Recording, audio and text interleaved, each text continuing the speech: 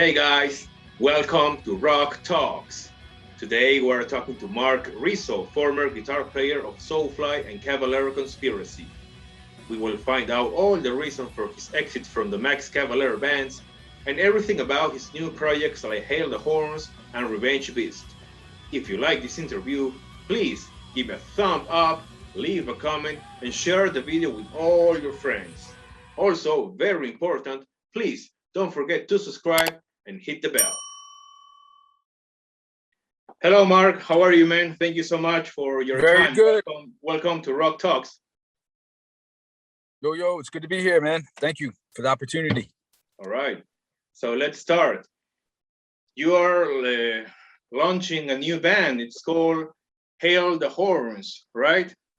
Yeah, I got a couple new projects. So there's Hail the Horns with my good friend Tony Campos and Opus from the band Dead by Wednesday. So we're a trio. We're gonna go out, man, and just kick ass playing a lot of for now we're gonna play a lot of covers from all the bands that we were involved in over the years, and then we're gonna start doing some originals real soon. And then I have a new original death metal band called Revenge Beast, which is just like crazy heavy shit. It's got a lot of my writing on it. You know, it's gonna be very similar to like probably what people are used to from the Soulfly Enslaved record. You know, Dark Ages. You know, I had a major part in the making of those records. So, you know, Revenge Beast is going to be very much in tune with that, but even heavier, more death metal. So I'm stoked, man. Sounds really promising. Then let's start with Hail the Horns, please. How this new project came to be? How did all started? So basically, Tony, me, and Opus, you know, we've known each other for a long time. And Tony and me, when we were in Soulfly together, you know, we always had a great time playing together, practicing, writing, and going out and having a good time after the shows. So we just had this idea to go out and just the three of us, make it a three-piece, you know, no crew guys, just three dudes going out and trying to just rock out and have a good time and not have any extra people around. So it's kind of like a do-it-yourself kind of project. For now, it's totally DIY, but we also have the help from our good friend Nick over at God Size Booking, who's booking the project and getting us out there. He's already booked a short little tour for us coming up in November, and we will be putting out a full record soon of original. So the first heaviest shit. Yeah, the first song that you released is a Kiss cover, God of Thunder, right? Why did you choose that legendary Kiss song? It's funny because I'm really not the biggest Kiss fan, honestly. It was a song that I think probably, and out of all the Kiss songs, God of Thunder would be my favorite one. I kind of wish maybe we would have done something else, but we released God of Thunder, and I think it came out great. You know, Tony's a huge Kiss fan. He's a huge Gene Simmons fan. I think Tony did a great job. yeah, Tony did a great job singing on it. So, you know, we put it out, but I promise we're going to have some super, super heavy stuff. We're also going to be playing a lot of, you know, songs from all the bands that we've all been part of over the years. So it's going to be a really good project. I'm really excited to get out there and tour with it. Yeah, Tony can really emulate that Gene Simmons type of voice in this cover. Yeah. So what other bands are you planning to cover in the next months? I mean, specifically, plan on playing, obviously, just a lot of classic metal, Slayer, Pantera, you know, probably some Exodus, and Overkill's one of my favorite bands of all time, but we're definitely going to be throwing in some Soulfly songs, especially from my era. Definitely some Sepultura. Definitely, we'll probably throw an El Nino song in. I know we're going to do some Static X. We'll probably do some Fear Factory, some Prong, Ministry, you know, all the bands that we've been part of. We're going to throw into the set list, you know, so it's going to be a best of everything. And the talent is great. You know, Tony's one of the best bass players I've ever played with, super professional, and Opus is one of the best drummers I've ever played with. So it's going to be a really great project. Yeah. Sounds really, really interesting, really promising. So when can we expect new songs for this project? Or maybe I think we're too soon.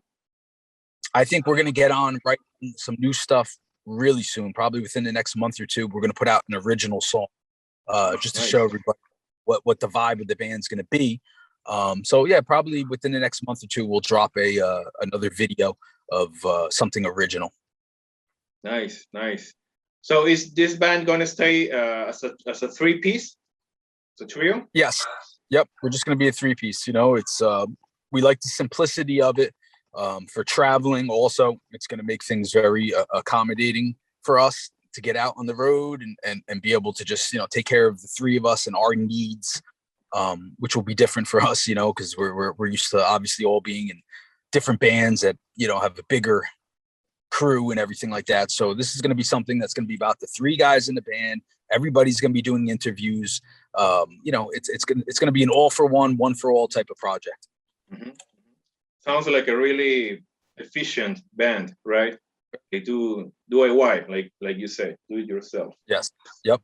Interesting. So besides Tony, I suppose that you are going to do some vocals as well in this project because you can sing, right? Yes, I do. When I do my solo gigs, I do a lot of vocals. I put a lot of Soulfly songs in, Sepultura, some Pantera. So I probably will do the more heavy stuff. I'll probably take care of the Soulfly songs, some of the Sepultura, maybe some Pantera, some Slayer. And Tony's really been practicing his singing and being a little bit more melodic. So he'll probably handle some of the stuff. Really love Tony's vocals, man. I'm really blown away by how much practice he put into his vocals. I mean, I've heard him sing some Alice in Chains even, and it sounds freaking awesome. So we'll probably play some Alice in Chains, Black Sabbath. I mean, he can sing, Tony. It's crazy to know that, he's that talented that he can play bass. Yeah. He's a shredder on bass, and then he freaking sing his ass off, man. So I'm excited. Yeah, that sounds like news to me because we're used to hear the Tony kind of like a death metal singer, like really low, really guttural, yes. Right? With Static X and Soulfly as well. So yes. The fact that he can actually sing an Alice in Chains song sounds really, really interesting, and can't wait to hear that, man. Yeah, me too, man. So it's gonna be a great project. That's gonna be it's gonna be a lot of excitement from the fans for it, So when can we see this band live? Are there any touring plans already for this year or maybe next year?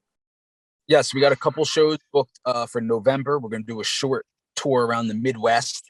And I'm hoping we'll, once the rest of the world opens up, we could get on some festivals.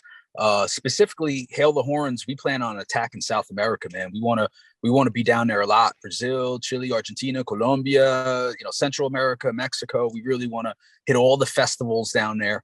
For a lot of American bands, they don't go down to South America very often, but we can make it affordable. We don't have any sort of extra baggage. We're not flying in people that don't have to be on the tour. It's going to be three guys officially going down to play shows, and if need be, three guys in a hotel room.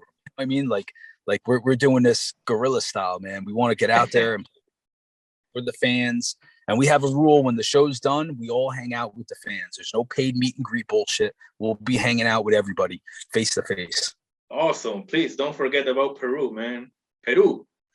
Viva Peru. Me encanta Peru. It's the best ceviche. Yeah, ceviche. Ceviche in Peru. Yeah. Oh, yeah. I had ceviche today, man. It was awesome. I love ceviche. It's my favorite. Yeah. You played here in Lima twice. No, three times, right? Two with Cavalera Conspiracy and one with Soulfly. Yes. Like 5 years ago. Yes. Yeah. Do you remember anything about those shows, the vibe in Lima in general? The ceviche. Again, no, the shows were great. Peru was the fans were very, very passionate.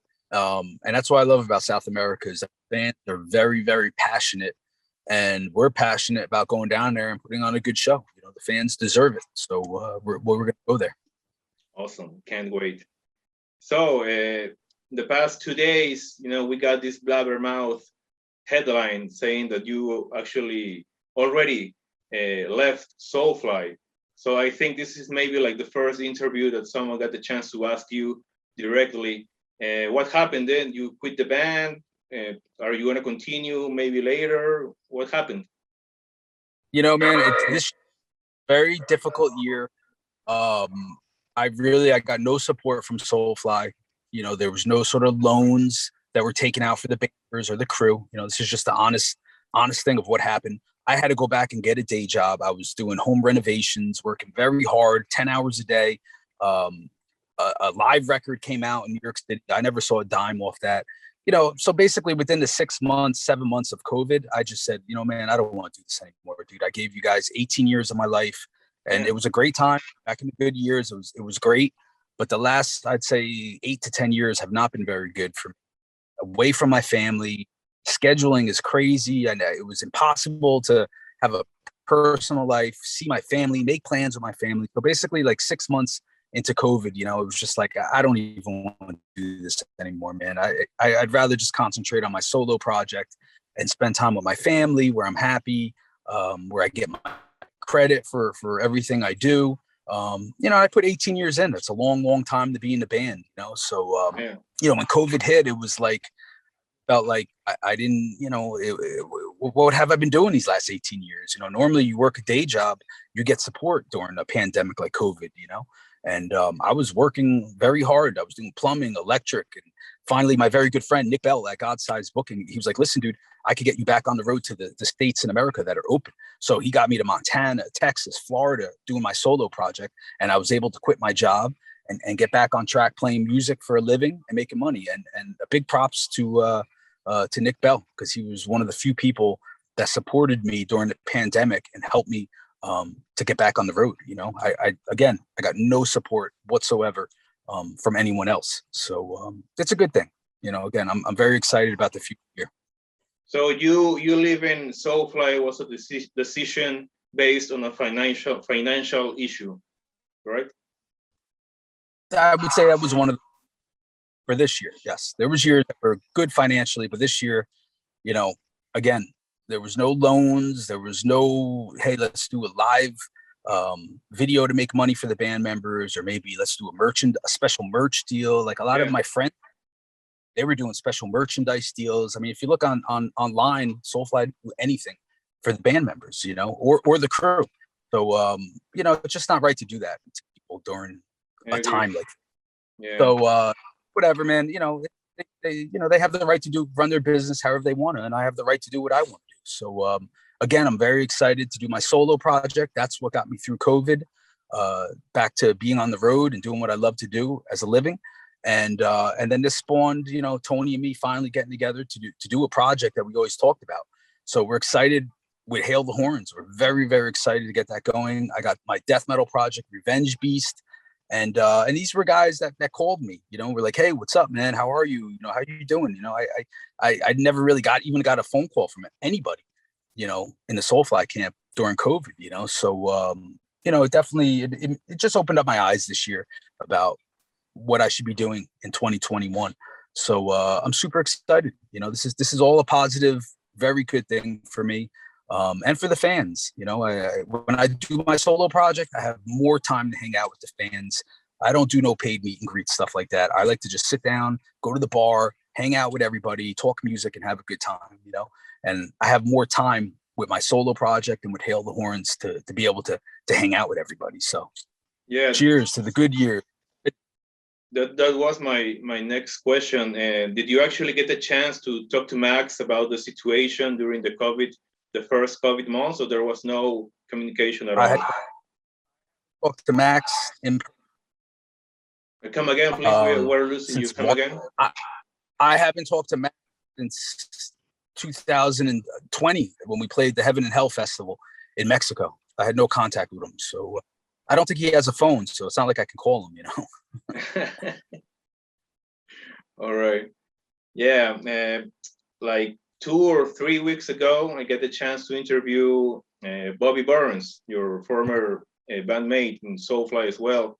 And he told me, he told me about the similar situation that when he quit the band, there was no communication, no phone calls, no emails, and all of a sudden he kind of decided to quit the band, but at the same time they didn't call him. They sent him like a letter in the mail, like some. It was kind of like a weird situation.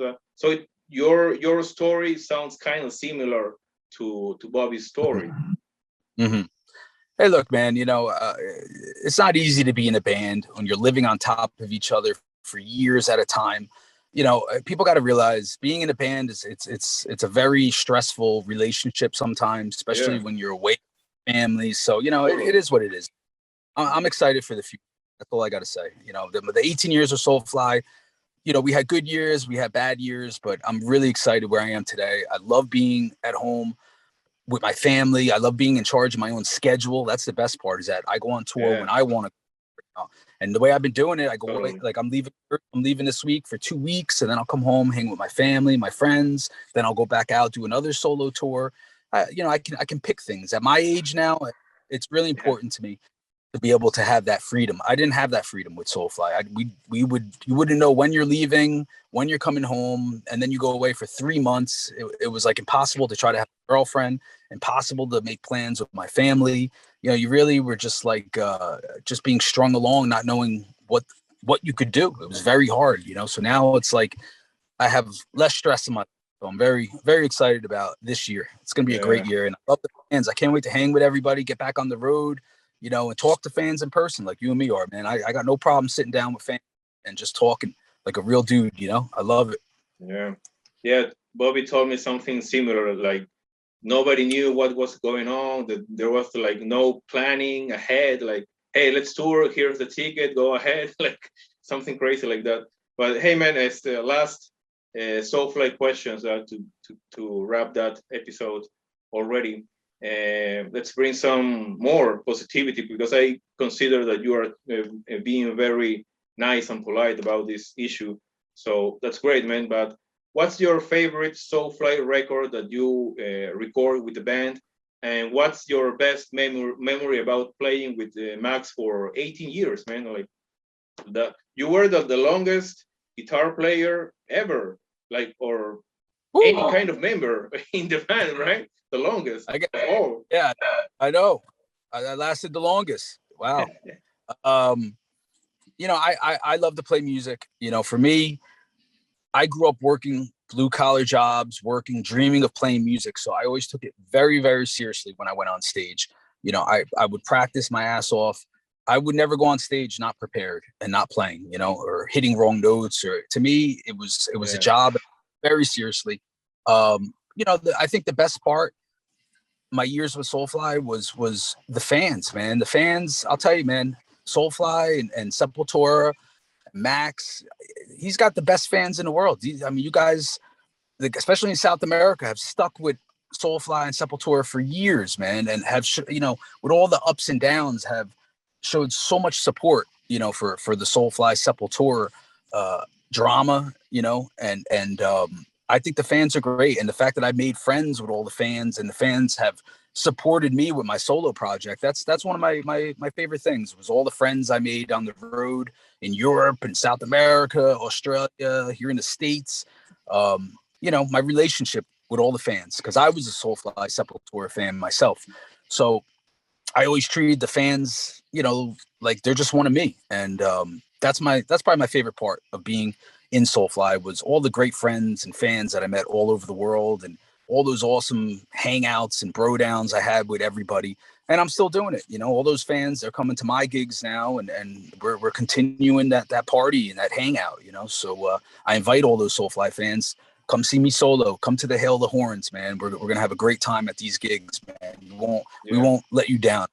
for you know? sure. And probably my favorite Soulfly record was Enslaved. I always say Enslaved was the peak of the band. Tony, it was the first record we did with Tony, Yeah, and we did with Dave Kincaid, who shredded on that record. I mean, that's he's a got some of the monster. Yeah, drumming on that record ever. crazy. He shredded on that record, and we worked with Zeus, the producer, who Zeus was my favorite producer to work with, because he's a no bullshit kind of guy. He put his foot down on a lot of situations in the studio that other producers would let him. Like, we need more time to record the record. We gotta put more work into this. He didn't take no shit from anybody, and that's why Enslaved is, in my opinion, the best Soulfly record. We never topped that record. I don't think we ever will. It's got my best guitar playing on it, And a lot of that's because Zeus would even tell me, like, no, bro, you could do this better. Do a solo again. He was the only producer I worked with that would tell you straight up, like, do it again, like, and that shows, and I know for a fact all the fans agree that Enslaved was the best Soulfly record, Yeah, it's really brutal and aggressive. It's like the most death metal influenced Soulfly album for sure. So yeah, we're gonna the horns. We plan on doing a lot of that record because obviously Tony and me were part of that record. And, yeah, half the band is there, so it makes sense. Exactly. So we're stoked. All right, so let's talk about your other new project, like the death metal one. What was the name again? Revenge Beast. Revenge Beast. All right. Well, can you tell me the lineup of this project? Yes, it's with my good friend, Baltimore, Maryland, and they're in a band called Purgatory Earth that I produced about 3 years ago. And again, during COVID, for the first couple months, I was just recording, writing new music. So I hit those guys up, and I was like, "Hey, man, let's do something together, man. Let's get out there." So that's what we done. I'm in the car. Sorry, I just played a gig with tonight, so that's why. So so basically, because we're able to send tracks back and forth, and we got about 5 songs recorded, and probably get a full record out within the next month or two also. So I've been recording and writing nonstop, and I'm hoping one of these labels, that I've been part of, maybe Nuclear Blast will put it out, maybe Century Media. I mean, this shit is some of the best stuff I've ever done. So we'll see what's up, Did you already put out a single for this project? Yeah. If you go to my YouTube channel, The Revenge Beast, we got 2 songs up right now. We're about to release another lyrical video in the next week or two. And the feedback's been great, man. We're just trying to do a heavy metal project. It's just going to be shredding heavy. Everybody in the band is super talented. Everybody's playing their instrument to a very high level. Our singer is freaking awesome. My buddy Jay, his death metal growls crazy. He writes the coolest lyrics I've ever heard. So I'm super excited, man. I think the fans are really going to love Revenge Beast. Mm-hmm. All right. And what about your solo career? You put out, I think, 3 or 4 solo albums? I got 4 solo records out already. Yeah. All up on iTunes. You can even pick them up in stores if you can find them. And my solo project is something I've been doing for years. And my first record came out 2005 on Shrapnel Records called Colossal Media, which was one of the highlights of my career. Was working with Shrapnel. They were one of my favorite labels to ever work with. So I'm getting ready to release my next solo record, and I'm really excited for that. It's just instrumental guitar music, man, and I'm very lucky. I'm able to go out for my solo project where I go out and I just play guitar by myself to a backing track, and I'm able to travel around the country, and it's been really cool. All right. So can't wait for that project to be out on the road, playing shows, playing festivals, and getting. I know that you are gonna get a record deal soon, so it's just a matter of time, man. For sure. Sorry, I had a bunch of deer just ran through the woods right here. I live up in the woods here. Here we got all types of animals. Just a whole, but we saw a fox before, and a bunch of deer just ran past. Sorry, I'm into nature. Where are you? New Jersey. That's where I live. Oh, I didn't know there was woods areas in New Jersey. Yeah, in the north of New Jersey, there's a lot of mountains and woods, and that's where I live. Ah, nice. Is it too far away from Patterson? I'm about. I grew up near Patterson, but from here, I'm about an hour from Patterson. But where I grew up was right near Patterson, 10 minutes from Patterson. I ask that because there are a lot of Peruvians in Patterson. That's where that's where I get my ceviche. Patterson. That's right. Okay.